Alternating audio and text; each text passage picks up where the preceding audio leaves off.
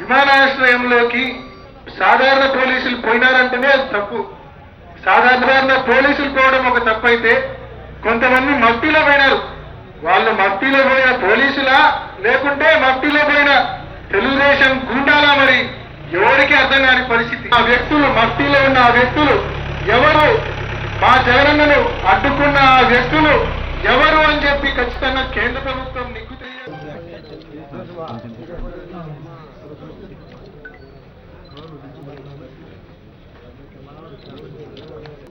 నిన్నటి దినాన ప్రత్యేక హోదా సాధనకై వైజాగ్లో క్యాండిల్ ర్యాలీ చేపట్టడానికి ప్రతిపక్ష నేత మా నాయకుడు వైఎస్ జగన్మోహన్ రెడ్డి గారు వైజాగ్ ఎయిర్పోర్టుకు చేరుకున్నాక జరిగిన పరిణామాలు రాష్ట్ర ప్రజలు మొత్తం కూడా వీక్షించారు.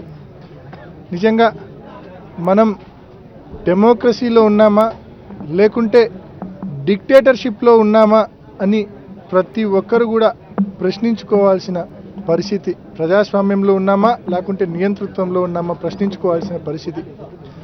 నిజంగా వైజాగ్ బీచ్ ర్యాలీకి అటెండ్ కాకముందే జగన్మోహన్ రెడ్డి గారు ప్రెస్ మీట్ పెట్టారు.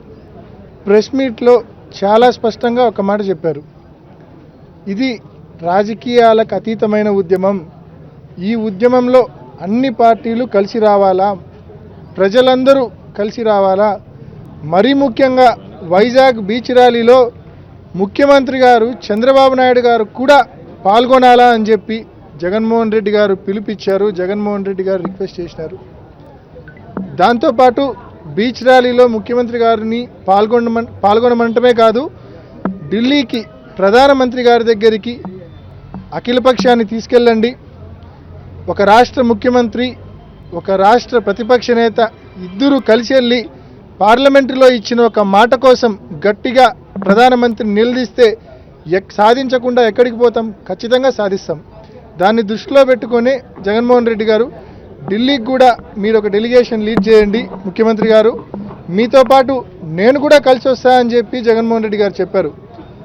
ఇంత ఓపెన్గా, ఇంత కన్వీనియంట్గా, ఇంత కాంప్రమైజింగ్గా, అంటే మీరు ముందుండండి మీతో మేము వస్తామని చెప్తా ఉన్నాడు. అంటే ఇన్ని మెట్లు దిగి ఈ ఉద్యమం కోసమే కదా, ప్రత్యేక హోదా ఉద్యమం కోసము మనకు ప్రత్యేక హోదా అనేది సాధించాలా, అదొక్కటే మన కళ్ళ ముందు ఉండేది. అంతే తప్ప ఇన్ని మెట్లు దిగి ఉద్యమం కోసము మీరు ముందుండండి మీతో మేము వస్తాం, ఒక అఖిలపక్షాన్ని ప్రధానమంత్రి గారి దగ్గరికి తీసుకెళ్ళండి, అందరం కలిసి అడుగుదాం, పార్లమెంటులో ఇచ్చిన మాట అది.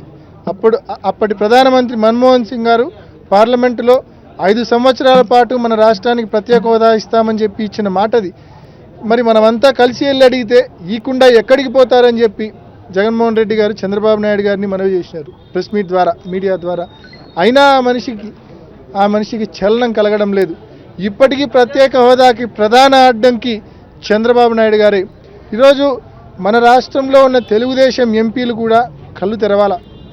ఎందుకంటే ఎక్కడో పక్క రాష్ట్రంలో ఉన్న తెలంగాణకు సంబంధించిన టీఆర్ఎస్ ఎంపీ కవిత గారికి మన రాష్ట్రంలో ప్రత్యేక హోదాకు సంబంధించిన డిమాండు, మన రాష్ట్రంలో ప్రత్యేక హోదాకు సంబంధించి ప్రజలు చేస్తున్న ఆందోళనలకు మేము మద్దతు ఇస్తున్నాం, ప్రత్యేక హోదా కోసం సంపూర్ణంగా టీఆర్ఎస్ పార్టీ మద్దతు ఇస్తుందని చెప్పి మన పక్క రాష్ట్రానికి సంబంధించిన ఒక ఎంపీ చెప్తున్నప్పటికీ కూడా మన రాష్ట్రంలో మన ప్రజల చేత ఓట్లు వేయించుకొని గెలిచిన తెలుగుదేశం పార్టీ ఎంపీలకు సిగ్గు లేదా?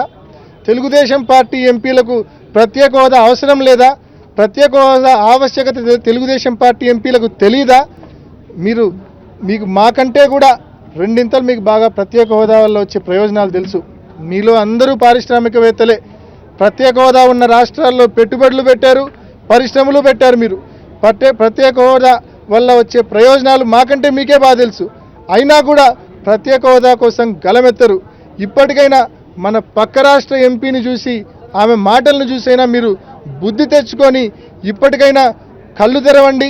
ప్రత్యేక హోదా కోసం మాతో కలవండి. ఖచ్చితంగా పార్లమెంటును మనమంతా కలిసి స్తంభింపజేద్దామని చెప్పి తెలుగుదేశం పార్టీ ఎంపీలను కూడా గట్టిగా డిమాండ్ చేస్తున్నాం.